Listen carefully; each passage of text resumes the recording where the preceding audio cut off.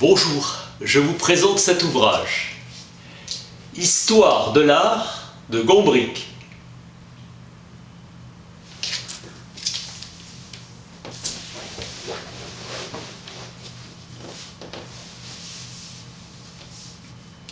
Apporter un certain ordre, une certaine clarté à l'art.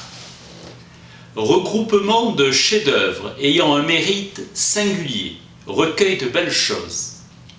Il n'y a pas d'art, mais des artistes. L'art n'a pas d'existence propre. Nous aimons la beauté dans la nature et nous sommes reconnaissants à celui qui a su la fixer dans son œuvre. Nous aimons trouver dans un tableau ce que nous aimons dans la réalité. Amour et dévotion des artistes. La beauté d'un tableau ne coïncide pas avec l'agrément de son sujet.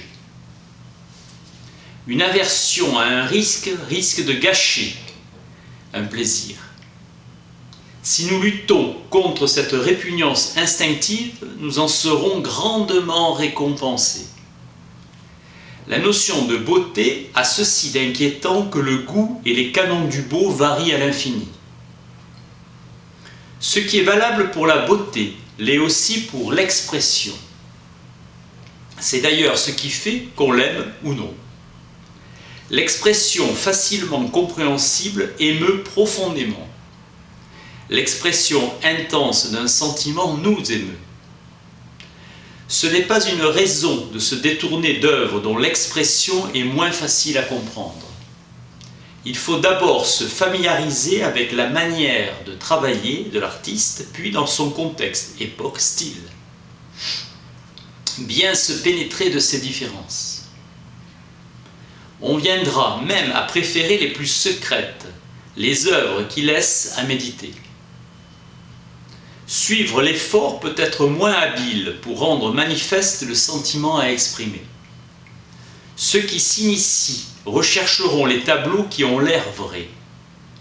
Mais une œuvre comportant moins de détails n'en est pas moins remarquable. S'écarter d'un dessin correct permet de mettre en relief un trait du caractère de l'œuvre, agressif, insolence. L'artiste a recours en fait à un procédé de caricature. Quand un dessin ou une peinture nous paraissent incorrects, on doit se demander les raisons de l'artiste de modifier les apparences. Sommes-nous sûrs d'avoir raison et l'artiste tort? Car nous admettons à tort ou à raison vrai ce qui est conventionnel. Il vaut mieux s'efforcer d'oublier tout ce que nous croyons savoir et de voir le monde comme s'il s'offrait pour la première fois à nos regards.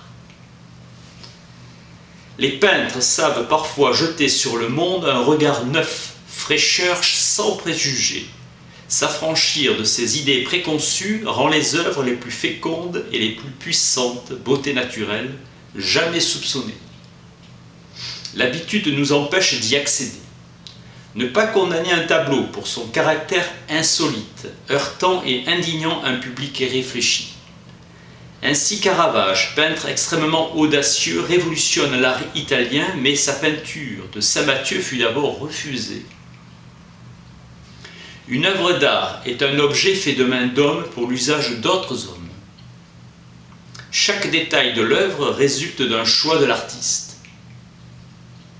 L'artiste se demande en fait si cela va comme ça.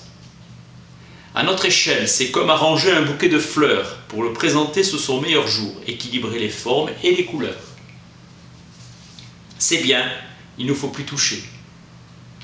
Peu de choses suffit à détruire l'équilibre et qu'il existe une disposition préférable. Petite manie dans la vie courante devient essentielle dans le domaine de l'art. C'est un devoir pour l'artiste d'être maniaque, difficile à l'extrême. Douloureux problème des modifications, à peine perceptibles à l'œil du spectateur. Image de perfection qui tranche sur l'imperfection de ce monde. Donner à l'ensemble l'harmonie, l'équilibre avec intensité. L'artiste, loin de suivre des règles établies, suit l'inspiration du moment. Après plusieurs croquis, il se décide. À certaines époques, artistes et critiques se sont efforcés de formuler des règles, mais les artistes médiocres n'ont jamais rien fait de bon, tandis que les maîtres pouvaient très bien les transgresser. Tout artiste est imprévisible dans ses dessins, de même qu'il n'existe aucun canon pour mesurer le degré de perfection d'une œuvre d'art. Mieux, nous ressentirons les harmonies des chefs-d'œuvre, plus grande sera notre délectation. On peut éduquer le goût. Les plus grands maîtres se sont donnés tout entiers à leurs œuvres. Ils ont tout sacrifié. Nous pouvons faire un effort pour saisir leurs pensées. Il y a toujours dans l'art du nouveau à découvrir. Aiguiser notre sensibilité aux nuances les plus subtiles. Tous les peuples ont élaboré une forme d'art. Comprendre le but visé par l'artiste et par son œuvre. L'histoire de l'art n'est pas le récit d'une marche vers le progrès technique, mais l'histoire d'un enchaînement des variations dans les idées et dans les exigences. L'art primitif attribue aux objets un profond mystère. Ainsi, l'artiste exerce ses dons. Entreprise solennelle qui honore l'artiste. Chaque détail est en relation avec un récit ou un fait connu de tous, démons, monstres, héros. Tout ce qui reste des anciennes civilisations, c'est leur art. Macabre sacrifice qu'exigeaient les religions de ces peuples, aztèques du Mexique, incas du Pérou, mayas d'Amérique centrale.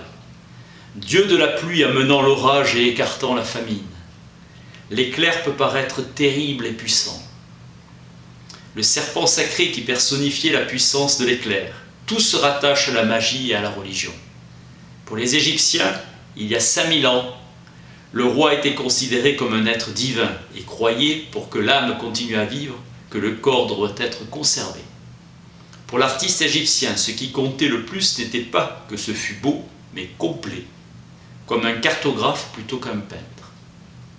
Le but étant la magie de l'ouvrage. Rien dans les peintures égyptiennes n'était laissé au hasard. Rigueur du dessin. Personne ne demandait à l'artiste d'être original. Durant 3000 ans, l'art égyptien a peu changé. Seul un roi hérétique rompit avec la coutume, Aménophis, en adorant le dieu suprême Aton, un dieu soleil. Ce roi se fit appeler Akhenaton, avec sa femme Néfertiti. Son successeur fut Toutankhamon et continue le culte d'Aton. Ailleurs en Crète, à Mycène, le mouvement dans la figuration des personnages se manifestait. Puis, les anciennes croyances furent restaurées pour 1000 ans. La Mésopotamie, entre l'Euphrate et le Tigre, avec ses édifices de briques et non de pierre, sont moins bien conservés et réduits en poussière. Les Sumériens étaient maîtres de la cité d'Ur. Ils avaient un goût marqué pour la symétrie et la précision, en moins de 2600. Au VIe siècle, un éveil artistique s'opéra en Grèce et à Athènes en particulier. Ils commencèrent à faire des statues en pierre et partirent du point où s'étaient arrêtés les Égyptiens et les Assyriens. Les artistes commençaient à sculpter selon leur propre imagination. Les peintres suivront. L'ancienne règle était brisée.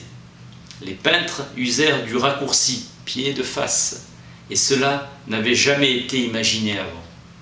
Mais chaque détail n'était plus sacré. Doute sur les légendes des traditions anciennes, et l'artiste cherche à pénétrer la nature des choses. Naissent la philosophie et la science, se développe le théâtre, issu des cérémonies en l'honneur de Dionysos. L'art grec fut à son apogée, en même temps que la démocratie athénienne. Sous Périclès, après avoir repoussé l'ennemi perse, l'acropole en 480, moins 480, brûlée était restaurée. Périclès traitant les artistes comme ses égaux. Presque toutes les statues ont disparu, car après la victoire du christianisme, on considéra comme un devoir pieux de détruire les images des dieux païens. Ce qui reste sont des copies faites par des voyageurs à l'époque romaine. L'art grec est un équilibre entre l'attachement aux règles et une certaine liberté dans leurs applications. Les Jeux olympiques se rattachaient très étroitement aux croyances religieuses et aux rites populaires.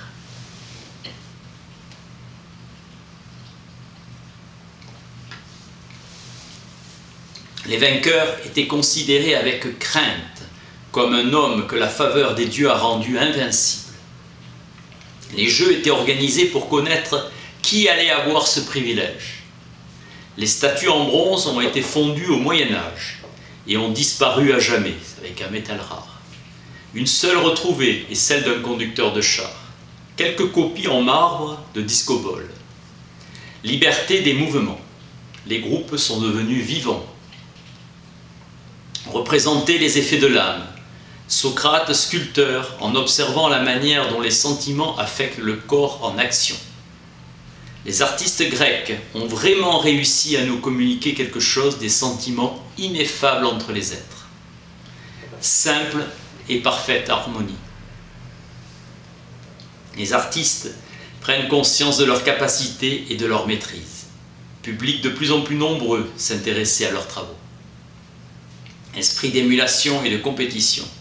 Peinture, sculpture, architecture suivent. L'artiste est capable de faire tout ce qu'il veut. Ils ont insufflé de la vie à leur moule. On ressent la présence de vraies créatures, leurs humeurs. Sculpteurs comme Praxitèle, point d'équilibre nouveau et raffiné de l'art, entre abstraction et individualisation. Le marbre semble vivre et palpiter. Les visages n'avaient pas une expression précise, et leurs visages ne trahissent pas ainsi un sentiment précis. Ce que Socrate appelait les effets de l'âme. Après Praxitèle, vers le IVe siècle avant Jésus-Christ, cette retenue disparaît peu à peu et les artistes animent les traits sans détruire la beauté et captent la psychologie individuelle. Sous Alexandre, on parle même d'art du portrait. Lysippe était renommé pour sa fidélité à sa nature. L'art grec devient l'art hellénistique. L'époque aimait émouvoir, les artistes étaient fiers de leur talent. Les gens fortunés collectionnaient les œuvres d'art et les autres achetaient des copies. Les peintres traitaient des sujets de la vie quotidienne. Les Romains s'en inspireront comme en témoigne la fouille faite à Pompéi, ensevelie en plus 79 par le Vésuve. Liberté et maîtrise des artistes. Les peintures murales de Pompéi traitent de tous les sujets, animaux, paysages, nature morte, scènes de la vie civile ou militaire. Depuis l'art grec, l'homme reste le sujet essentiel. Des poètes comme Théocrite découvraient le charme de la simple vie champêtre, plaisir de la campagne pour citadins raffinés. Mais les artistes hellénistes ignoraient les lois de la perspective. Cette découverte se fera dans un millénaire. Il réside encore un principe qui régissait la peinture égyptienne. Ces œuvres portent l'empreinte de l'intellect qui les a conçues. Nous serions incapables de faire un relevé topographique de l'endroit. C'est dans le domaine public que furent exécutés les ouvrages les plus remarquables de l'époque romaine.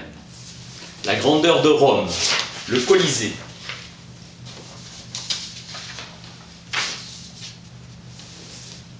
caractérise parfaitement la construction romaine. L'architecture est une variante de celle grecque. Structure romaine et ordre grec influenceront les architectes des temps modernes, comme l'Arc de Triomphe. La nouveauté romaine, c'est l'emploi de l'arcade. Les Romains en font un grand usage, même si les Grecs les connaissaient déjà. L'architecte peut entreprendre des constructions de plus en plus audacieuses, comme la voûte. Le Panthéon athénien a été préservé de la ruine, car transformé en église chrétienne au début de notre ère. Les Grecs, en architecture, sont utilisés pour les besoins des Romains. La persécution des chrétiens commença car ils refusèrent de brûler de l'encens et témoigner de la soumission au buste romain. Pour eux, seule une dévotion sacrée était justifiée, avec les offrandes. Pour les Romains, harmonie, beauté n'était plus l'essentiel pour un peuple terre à terre, à la recherche du positif. Influence du réalisme jusqu'en Égypte, où les momies étaient ensevelies avec des portraits ressemblant aux morts. Même en Inde, la manière romaine de raconter une histoire et de glorifier un héros sera pénétrée, comme l'histoire de Bouddha. Le grand renoncement de Bouddha, illustré au IIe siècle, crée l'image réelle, iconographie du récit. La religion juive, qui interdisait les images par crainte d'idolâtrie, se met à décorer les murs de leur synagogue d'histoire de l'Ancien Testament, dès le IIIe siècle. le but des peintres étant de rappeler les circonstances dans lesquelles Dieu avait manifesté sa puissance. Moïse. Les chrétiens en firent de même dès le IVe siècle. Une peinture n'était plus une belle chose en soi. Elle devait avant tout rappeler aux croyants un exemple de la puissance et de la grâce divine. L'art change de direction. Les peintures des catacombes ne cherchent pas un effet dramatique, mais que l'événement soit reconnaissable en laissant de côté ce qui n'est pas essentiel. Il est émouvant de voir sa simplicité et sa clarté. L'humanité avait commencé à se soucier d'autre chose que de la beauté physique. Décadence et fin de l'Empire romain. Peu d'artistes se souciaient de la grandeur de l'art grec. Raffinement et harmonie. Les méthodes étaient plus sommaires et les secrets de la grande époque ont été perdus dans la confusion des guerres, des révoltes et des invasions. La virtuosité n'étant plus visée, l'essor du christianisme signifiait la fin du monde antique. En 323, l'empereur Constantin fit de l'Église chrétienne la religion d'État. Ce nouveau culte posa un problème, car il répondait à un besoin tout différent des salles quasi secrètes de réunion des premiers chrétiens. La mère de l'empereur Constantin fit construire la première église, non sur des sites existants, mais sur les anciens temples plus grands. Leur nom sera basilique, salle royale. Leur décoration soulevait la question du rôle de l'image dans la religion. Les idoles païennes, les statues, étaient condamnées par la Bible. Dieu unique, invisible et tout-puissant, les peintures pouvaient être utiles à rappeler aux fidèles les enseignements et remettre en mémoire les épisodes sacrés. Grégoire le Grand, dès le IVe siècle, rappela que beaucoup ne savaient ni lire ni écrire et que la peinture contribuerait à l'instruction des illettrés. Les artistes se limitèrent ainsi à l'essentiel. Les mosaïques répondront aux besoins de splendeur dans un mystère solennel. L'artiste recherche la simplicité même, s'il est très au fait des procédés de l'art grec, poursuivis par les Romains. À Byzance, à Constantinople, il y avait une hostilité à la représentation d'un thème religieux, les iconoclastes ou briseurs d'images. En 754, ils eurent gain de cause et l'art religieux fut interdit dans l'Église d'Orient.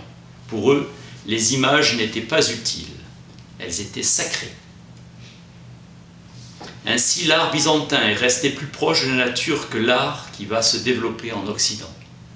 Les saintes images des Russes, leurs icônes, sont aujourd'hui encore un reflet de ces créations grandioses des artistes byzantins. Au 7-8e siècle, la religion de Mahomet eut une forte expansion et interdisait les images, et les artistes orientaux exercèrent leur imagination sur les motifs ornementaux, les arabesques. Ces motifs sont encore visibles. C'est grâce à Mahomet qui, en détournant les artistes des formes du monde réel, les a poussés vers le monde imaginaire de la ligne et de la couleur pure. En Chine, avec la maîtrise du bronze, les premiers vases remontent à 1 millénaire avant notre ère. La courbe et l'ondulation caractérisent l'artiste chinois. Les rouleaux illustrés étaient des recueils d'actions exemplaires écrits dans l'esprit de Confucius. C'était des rouleaux de soie. Dignité et grâce symbolisent les personnages, les mimiques parfaitement claires. L'artiste chinois a acquis une pleine maîtrise dans l'art difficile de représenter le mouvement. Les lignes sinueuses y dominent. Du bouddhisme, l'art chinois y tira une grande influence et inspiration. Rien n'est fait au hasard et chaque chose est à sa place. Les Chinois ont été les premiers à voir dans le travail de l'artiste non un acte servile, mais mettra le peintre au niveau du poète. Pour les religions d'Extrême-Orient, rien n'est plus important que la justesse dans la méditation. En fixant une idée dans son esprit et la envisager sous tous ses aspects sans s'en écarter. Esprit de vénération, et on peut entrevoir le dessein élevé de la méditation qu'elle aspirait à servir. Fixer leur vision dans toute la fraîcheur de l'inspiration. Les Chinois considèrent comme enfantin de comparer les détails d'une peinture à leur équivalent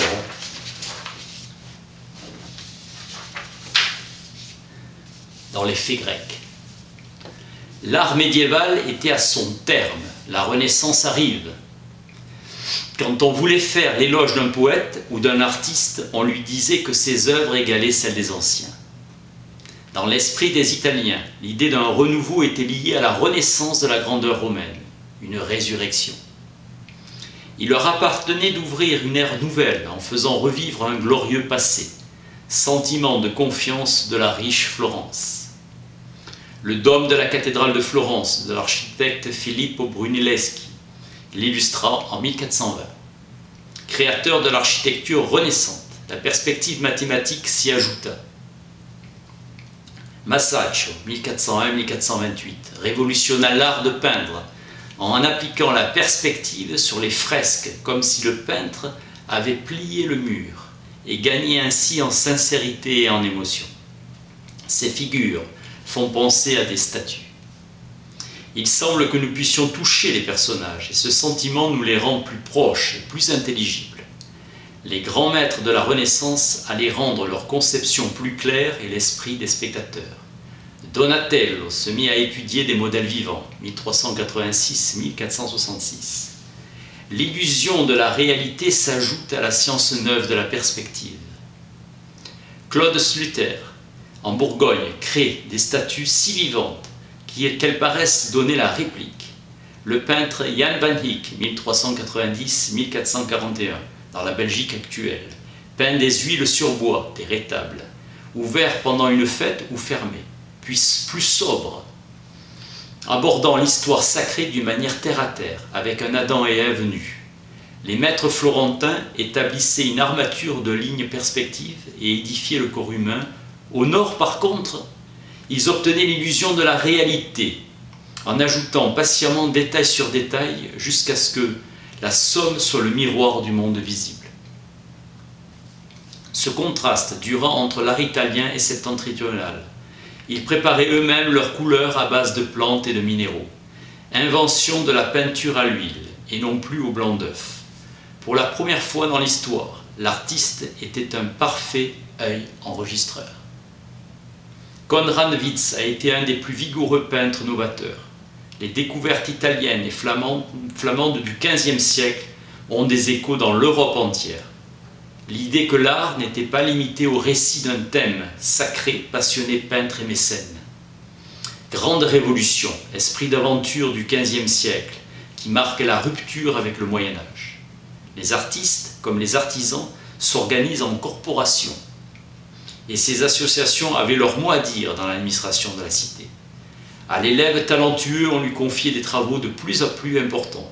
Chaque génération apprenait de la précédente. Alberti, en architecture, modernisa le type du palais urbain sans obliger les habitants à modifier leur manière de vivre. Mélange d'ancien et de nouveau, le sculpteur Lorenzo Ghiberti, 1378-1450, sera un des grands maîtres florentins exécutant des bas-reliefs en bronze à Sienne et des délicates dispositions des détails. En peinture, Fra Angelico, moine dominicain, fera des chefs-d'œuvre sur les thèmes sacrés. Paolo Uccello, 1397-1475, avec ses figures qui semblent se dresser dans l'espace comme si elles étaient sculptées et non peintes. Les Médicis choisirent pour décorer leur chapelle privée de leur palais de Florence Benozzo Gozzoli, 1421-1497, élève de Fra Angelico, dont les thèmes bibliques sont l'occasion de déployer de magnifiques costumes et parures, peignant un monde féerique, tout de luxe et d'allégresse. Andrea Mantegna, 1431-1506, peint des fresques de véritables chefs-d'œuvre en perspective et réalisme d'une rare exigence. Le cadre de la scène, par exemple. Il édifie la scène où ces personnages évoluent comme de véritables acteurs. Piero della Francesca, 1416-1492, en fera de même au sud de l'Italie, et il ajoutera le traitement de la lumière. Les artistes médiévaux ne s'en étaient pour ainsi dire pas souciés. C'est grâce à la lumière qu'il peut rendre l'atmosphère mystérieuse du rêve.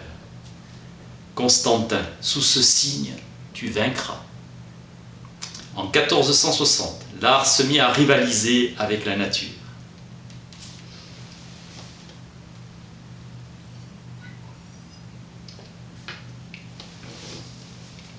En art, toute découverte nouvelle ouvre la porte à une difficulté nouvelle. Le peintre du Moyen-Âge ne possédait pas le principe d'un dessin correct et avait plus de liberté dans la disposition des figures. Antonio Polleino employait les mêmes modèles.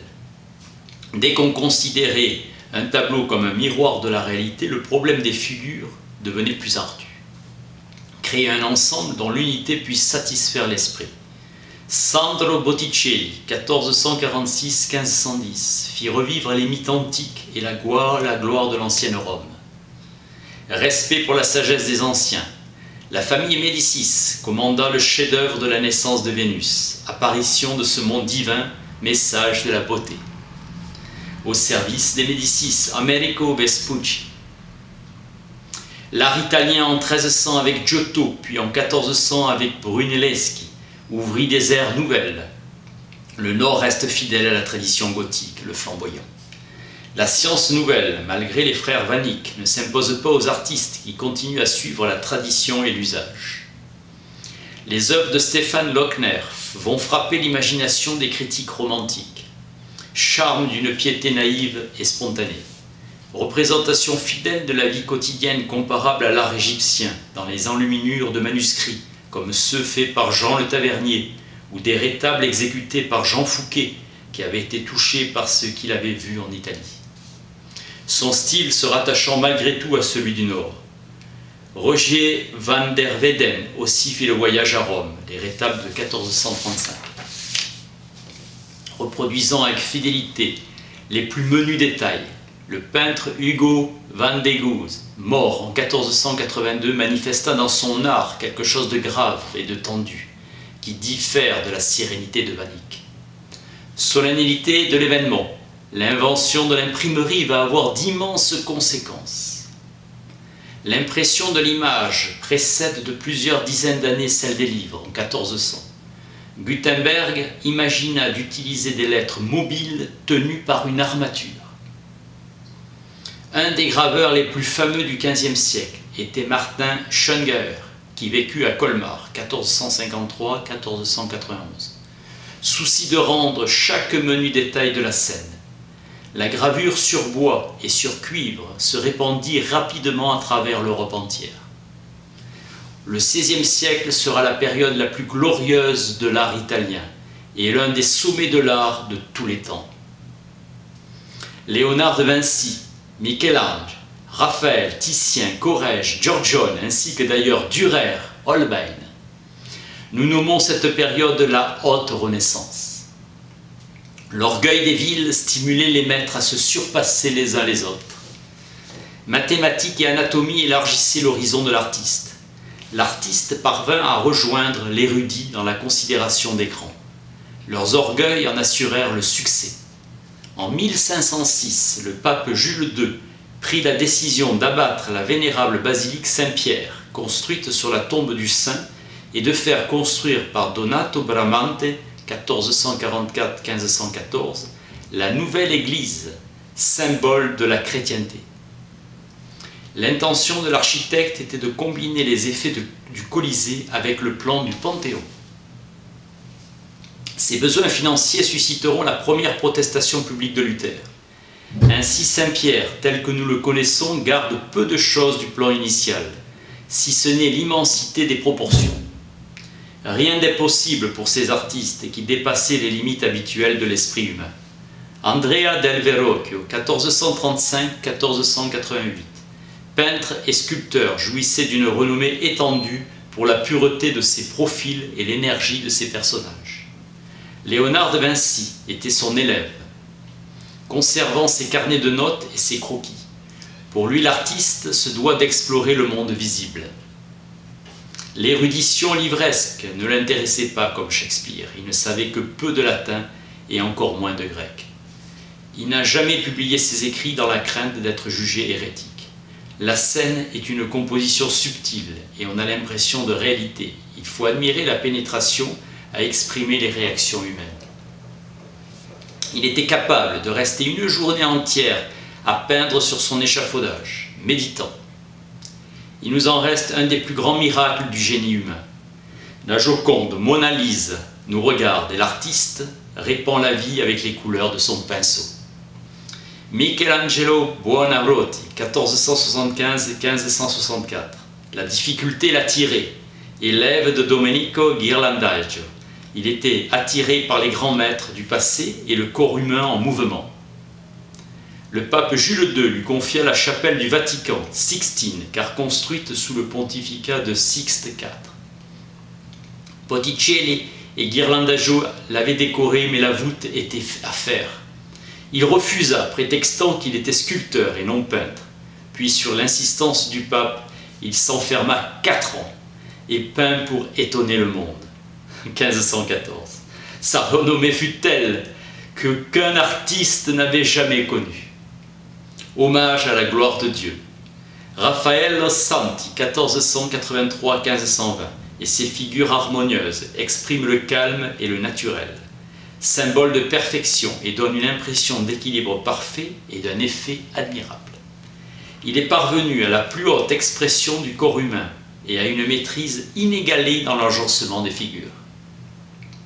Venise, par son commerce, était étroitement liée à l'Orient. Tardivement conquise par la Renaissance, elle apporta de la fantaisie et de la gaieté. L'architecte Jacopo Sansovino, 1486-1570, donna l'éblouissement de la cité par un grand effet de jeu de lumière. Au Moyen Âge, les peintres ne se préoccupaient pas des couleurs vraies, alors que les grands novateurs florentins s'intéressaient plus au dessin qu'à la couleur. Les couleurs ont un velouté, une luminosité qui frappe comme Giovanni Bellini, 1431-1516. De ces ateliers sortiront les 2 plus grands peintres de l'art vénitien, Giorgione et Titien. Parfaite harmonie par la rigueur du dessin et par la stabilité de la composition. Les modèles avaient l'impression de continuer à vivre grâce à leur talent et les plus grands se disputaient l'honneur d'être peints par Titien. Giorgione n'ayant pas que 5 toiles de sa courte existence. Corrège, 1489-1534, de son vrai nom Antonio Allegri, peignait les ouvrages les plus importants, avec des effets de lumière tout à fait nouveaux, qui eurent de l'influence sur les écoles de peinture postérieures. Conscience des possibilités des couleurs et de la lumière, déluge de lumière. Véronèse et Paolo, 1528-1588, huile sur toile. Les nouveautés sont traitement scientifique de la perspective, connaissance de l'anatomie, reprise des formes de l'architecture antique. L'ampleur de la vision de l'artiste cédait ou pas à ce renouveau. Le plus grand peintre allemand, Albrecht Dürer, 1471-1528, eut conscience toute sa vie de l'importance capitale des idées de la Renaissance. Pour l'avenir de l'art, originaire d'Hongrie, il s'établit à Nuremberg. Don extraordinaire pour le dessin. Apprentissage dans l'atelier de Michael Wilgemuth, apprit la peinture et la gravure sur bois. Puis de ses voyages itinérants, il fit des aquarelles et étudia les ouvrages de Mantegna en Italie. De retour à Nuremberg, il ouvra son propre atelier. Maîtrise technique, puissance d'expression et d'imagination.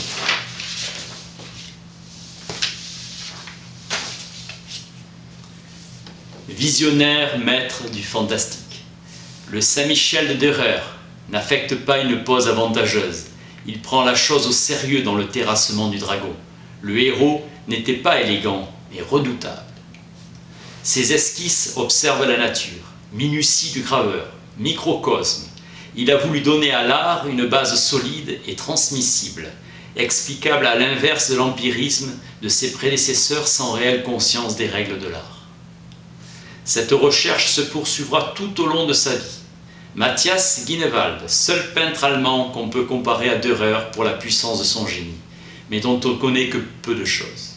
Son œuvre rappelle que la grandeur d'un artiste ne réside pas dans la nouveauté, mais son ambition d'honnête artisan nullement gêné par les traditions de l'art religieux de la fin de l'art gothique.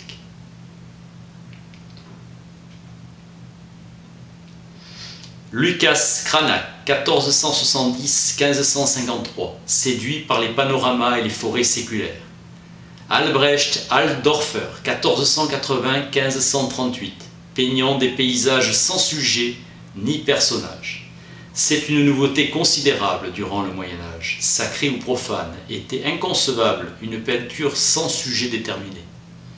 C'est seulement lorsqu'on commença à s'intéresser à la manière d'un artiste par elle-même qu'il devint possible de vendre un tableau ne visant à rien d'autre qu'à rappeler l'impression reçue d'un beau paysage.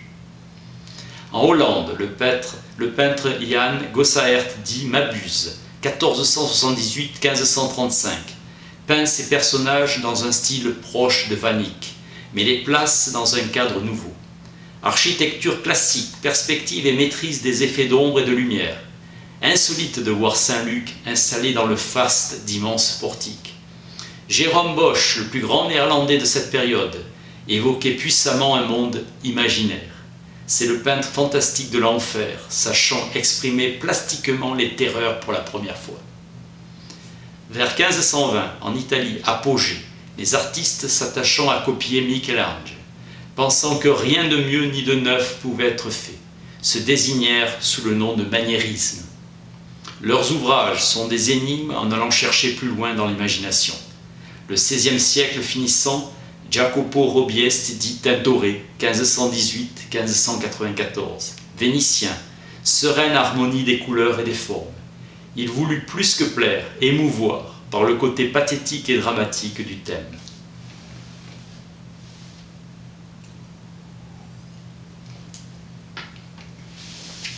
Contraste violent de la lumière et de l'ombre. Le peintre crétois Dominikos Theotokopoulos, 1541-1614, dit Gréco, arrivant à Venise. Sa ferveur religieuse l'a poussé à raconter les épisodes sacrés d'une manière nouvelle et saisissante. Il se fixa à Tolède, où l'idéal artistique du Moyen-Âge y vivait encore comme dans son pays. Il s'écarta des formes et couleurs naturelles à la recherche d'une vision dramatique et émouvante. Les figures sont étirées et maniérées. Il poursuit un but nouveau, vivant en Espagne mystique et son atelier travaillé à plein. Une génération plus tard, on le critiquera sur le manque de naturel de ses formes et de ses couleurs.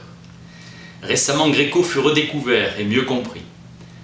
Au nord, la réforme provoquait une crise profonde et la peinture en danger de représenter une idolâtrie papiste. Les calvinistes les plus rigoureux étaient hostiles à tout luxe. Hans Holbein, le jeune, 1497-1543, s'établit à Bâle. Sa peinture, soin du détail et une certaine indifférence à la beauté conventionnelle, deviendra le chef incontesté des artistes germaniques. Il abandonna la Suisse en 1526. La Réforme advint et alla en Angleterre, muni d'une lettre de recommandation d'Érasme, l'humaniste.